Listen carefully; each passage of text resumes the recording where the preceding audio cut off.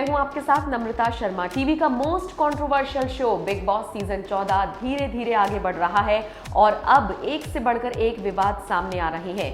Season का दूसरा eviction Shahzad Deol के रूप में हो चुका है। पहले सारा गुरपाल घर से बाहर हुई थी और अब शहजाद भी घर से बाहर हो गई हैं। हालांकि टास्क के बाद सिद्धार्थ की टीम जब हार गई थी तो पवित्र पूनिया और एजाज को भी घर से बाहर का रास्ता दिखाया गया था, लेकिन वो दोनों अब घर के अंदर आ चुके हैं। अब शहजाद ने घर से बाहर निकलने के बाद अपने एविक्शन को लेकर एक इंटरव्यू दिया है और उन्होंने बहुत ज्यादा नाराजगी जाहिर की है। दिए गए इंटरव्यू में शहजाद ने कहा है कि घर वालों से ज्यादा दिक्कत मुझे अपने सीनियर्स से हुई।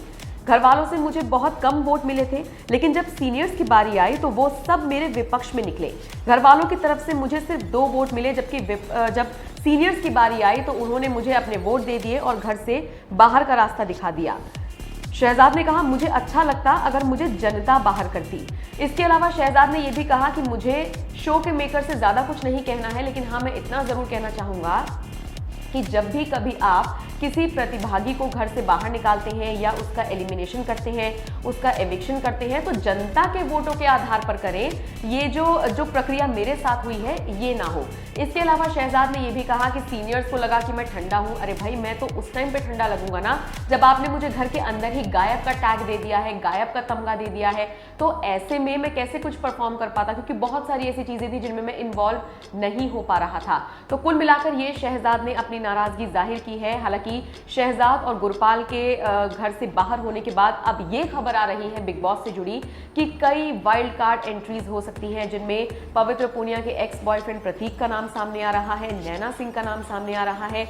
इतना ही नहीं, कहा तो ये भी जा रहा है कि टीवी शो FIR की चंद्रमुखी चौटाला यानी कि कविता कौशिक भी घर में वाइल्ड कार्ड एंट्री ले सकती हैं। सूत्र ये भी बता रहे हैं कि कविता कौशिक भी घर में आने की काफी इच्छुक है।